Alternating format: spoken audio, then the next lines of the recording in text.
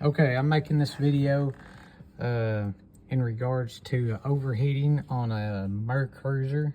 Mine is specifically 5.0 MPI, but this should be applicable to all Mercruisers.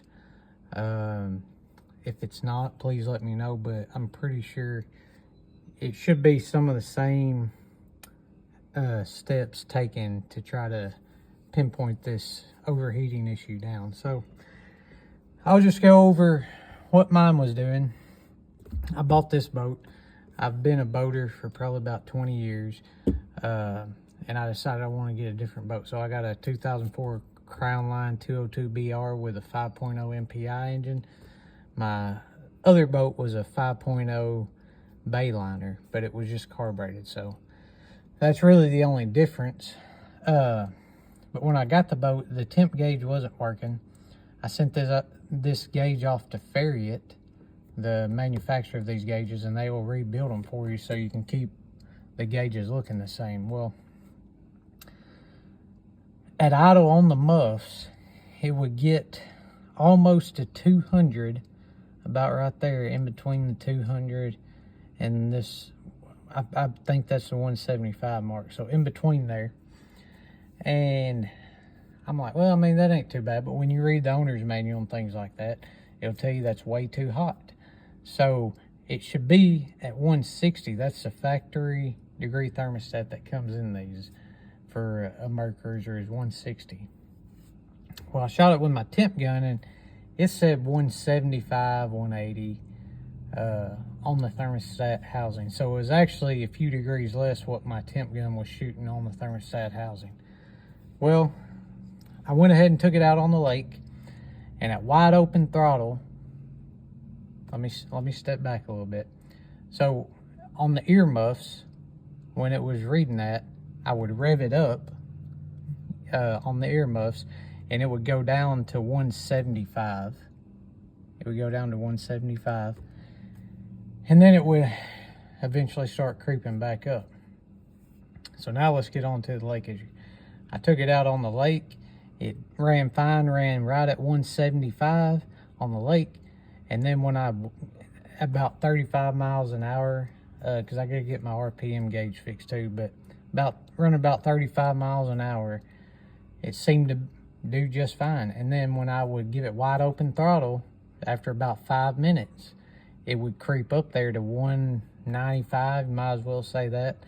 And my sound alarm would go off, whatever it is that does that long beeping.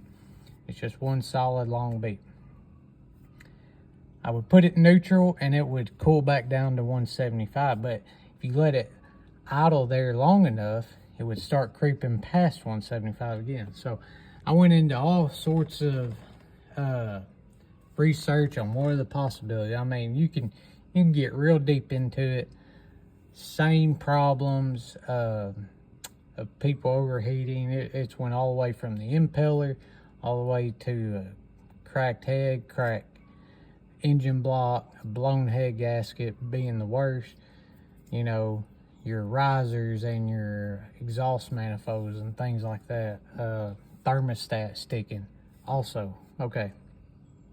Well, the guy told me he replaced the impeller 3 years ago. So I wanted to be skeptical and be like, surely that can't be it. But when you read the Mercruiser's owner's manual, it's going to tell you that every 2 years you change the impeller as just a regular maintenance routine. Okay. Well, I find out, I don't know, I think a lot has to do with what kind of water you put it in, because my previous boat, I had it 15 years, never once changed the impeller at all. So, you know, whatever. Well, I finally just went ahead and bit the bullet, and I bought an impeller kit, and this is the kit I got, and that is the part number, if you would like to order one, because I'm only going to go back with Quicksilver or Mercury parts. And it actually comes with the housing and everything. I mean, this is everything you need, because I was going to replace everything in the way. So as you can see, this is my impeller when I actually pulled it out. And honestly, I can't see anything wrong with this thing. Like, I don't know. I mean, it's still got quite a bit of movement in it and things like that. As far as the housing, this was the housing that was on there. Let me see if I can't get to focus. It ain't gonna do any. Okay, so I mean, there's a little wear right there, but you run your finger across it and it's, I mean, it's just smooth. I don't feel any roughness or things like that. I inspected the gaskets and I didn't see anywhere where water was leaking. The only thing I found a few rubber pieces, but I think it may have been from prior to this impeller, because I don't see any rubber missing off this one. Zero. And then I found a lid. I mean, not a whole lot. This is sand right here, but just a little bit of sand. I mean, that's pretty much it as far as that.